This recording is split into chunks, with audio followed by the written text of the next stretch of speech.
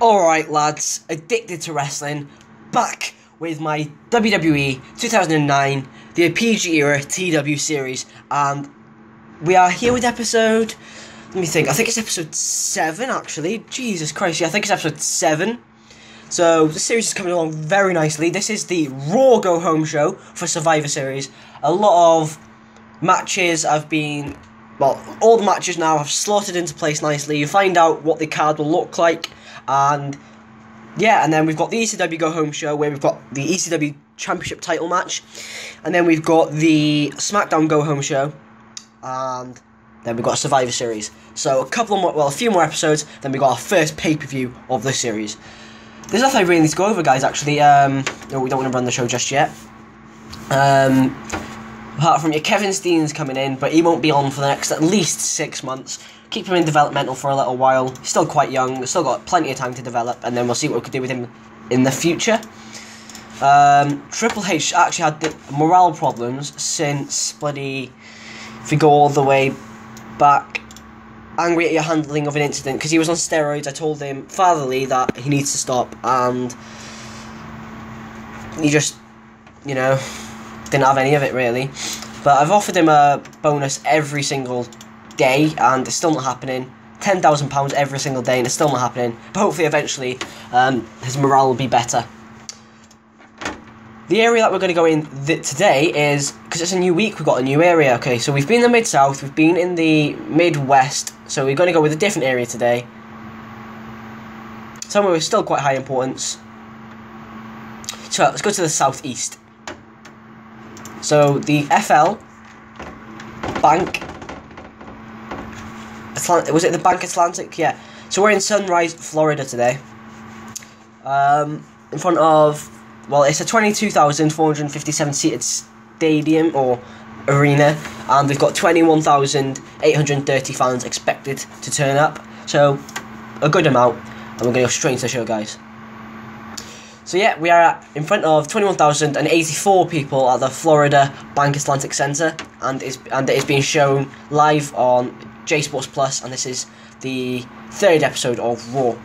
We do have pre-show matches today, guys. The reasoning for that is there's a couple of guys. Well, yeah, there's a couple of guys that are in quite big storylines or quite big matches on the pay-per-view, so they need a point or two of more momentum going towards them just to help with the storylines, really. And that first pre-show match is between Jamie Noble and the Great Khali versus The Legacy.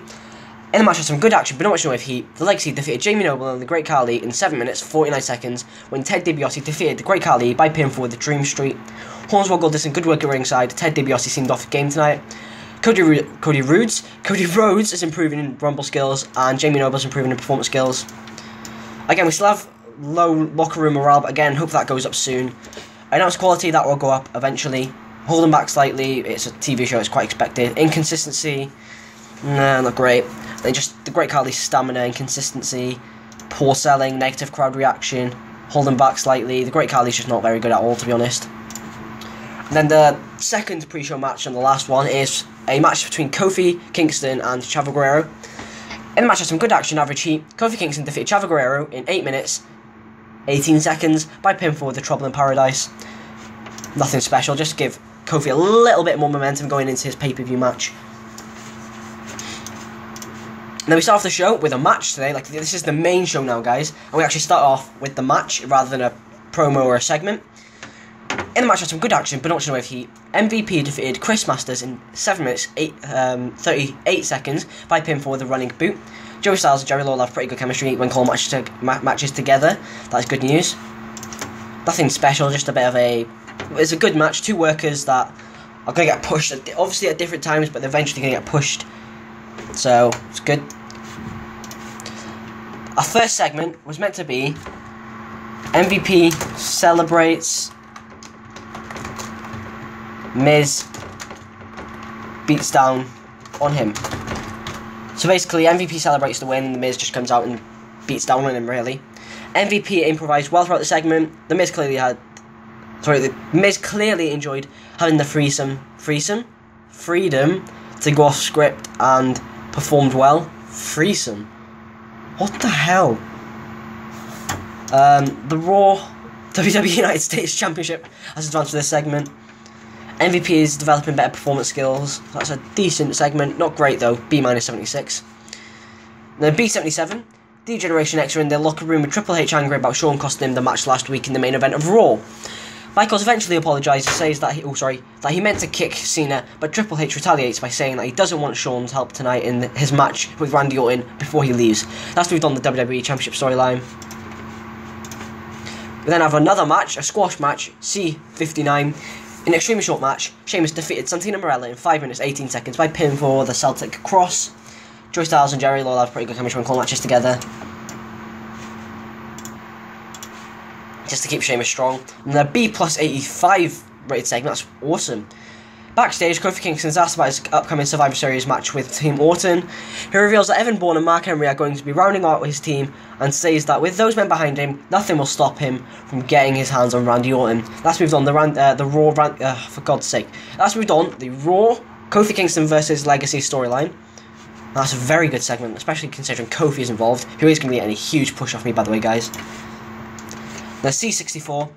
In the match with some good action, but not with heat, Jillian Hall and Maurice defeated Melina and Kelly Kelly in 8 minutes 5 seconds when Maurice defeated Kelly Kelly by pinfall with a heel kick. That's moved on the Divas Championship storyline. Melina is improving in technical skills, Kelly Kelly is improving in rumble and performance skills, and Jillian Hall is improving in technical skills. Then a B78 semi-main event. In a superb outlet, great wrestling and a sizzling crowd, Randy Orton defeated Triple H in 11 minutes 28 seconds by pinfall with an RKO. During the match, we had Cody Rhodes run in and attack Triple H. That's not what happened. What happened there is Legacy were at ringside. DiBiase distracted the referee while Cody Rhodes hit a low blow onto Triple H, and then Triple H turned around straight into an RKO from Randy Orton.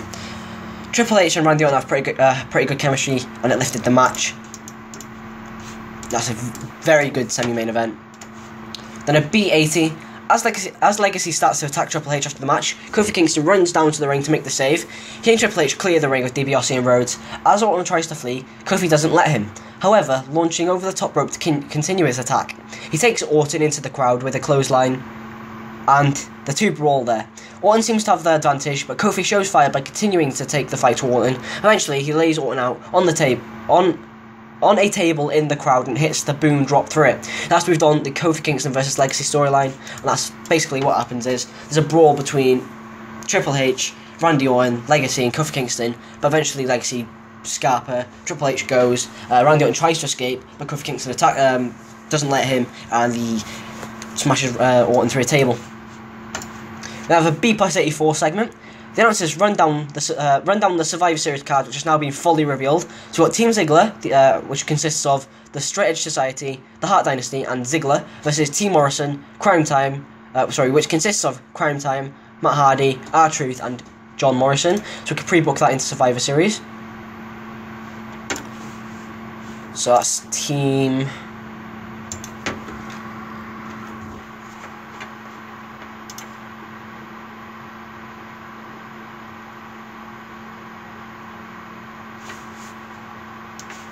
What is it? Was it 10 man? Hold on. Yeah, 10 man. So we want to go to Survivor Series, and then we want to go to here. We want to go with 10 man tag team elimination rules. There we go. So then we have the Straight Edge Society, which consists of CM Punk, who's got awesome momentum, and Luke Gallows. The Hart Dynasty, so Tyson Kidd and David Hart Smith, and Dolph Ziggler, who is an upper mid-carder, versus, I think it was Crime Time, so Shad. Oh yeah, R-Truth, JTG, John Morrison, and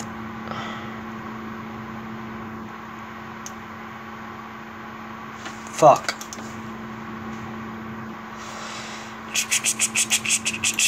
I think it was Matt Hardy, wasn't it? Yeah, Matt Hardy, that's the one.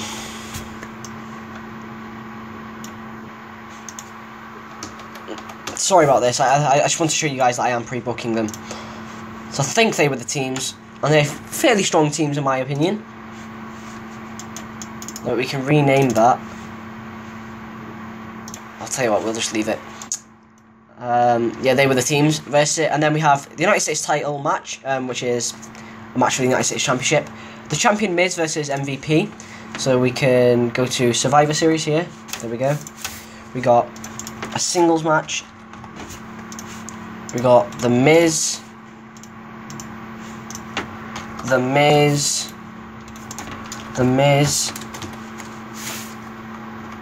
versus Montel Vontavious Porter.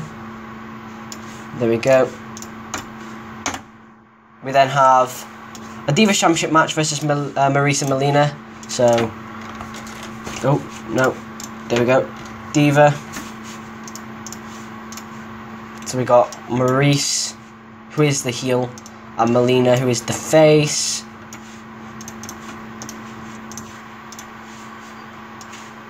Oh, that's already been booked in. Jesus Christ. So we can delete that booking.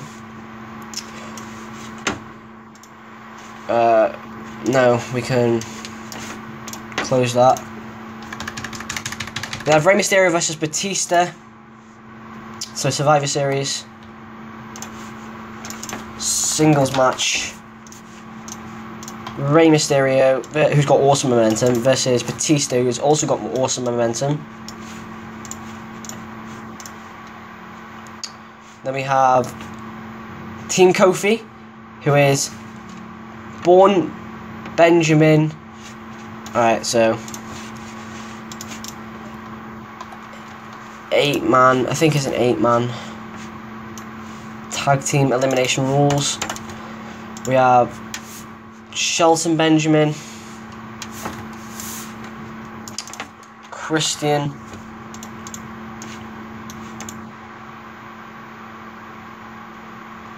no, it is a 10-man actually, I lied. I'll tell you what, I'll do the rest of these after. But we've pre-booked these two in, so we just need to pre-book Team Kofi and Team Mickey now. So we can type that in there. Pre-book Team Kofi, Team Mickey. There we go. So yeah, the card is now, the full card is Team Ziggler versus Team Morrison, The Miz versus MVP for the United States title, Maurice versus Melina for the Divas title, Rey Mysterio versus Batista in a grudge match, Team Kofi versus Team Orton, Team Mickey versus Team Laycool, the world title match which is between Chris Jericho and The Undertaker for the title, and the triple threat WWE title match between John Cena, Triple H and Shawn Michaels. Last we've done the WWE Championship storyline, the Kofi Kingston versus Legacy storyline, and the United States Championship storyline. Then our main event got an A94, that's so close to an A star. In a superb bout that had great wrestling and a sizzling crowd, John Cena defeated Shawn Michaels in 16 minutes 14 seconds by submission with an STF. I did say have an open bout, I think. Yeah, so both guys had the same amount of offense. Shawn Michaels and John Cena had pretty good chemistry win, and it lifted the match. The WWE Championship storyline is advanced for that segment. Then we end the show with a B+84. Triple H comes down to the ring after the match is over. He stands there and looks between Cena and Shawn Michaels as HBK comes to and starts to struggle to his feet. He hits Michaels with a pedigree to Cena's shock, pointing to the WWE Champion and motioning that he wants his belt to end the show. Triple H did not do well with that script, but that still moved on. The WWE Championship storyline. And yeah, that was a B+84, and the show got a B+87, that has improved our popularity in 15 regions. I couldn't ask for more. That could so easily have got an A. But yeah, hope you guys enjoyed this episode. There's nothing else I really need to go over. It's still quite a long episode, but yeah, hope you guys enjoyed nonetheless. Don't forget to like, comment, subscribe, and don't forget to tune in next time. And don't forget to keep your eye out for when Survivor Series is out. Bye for now.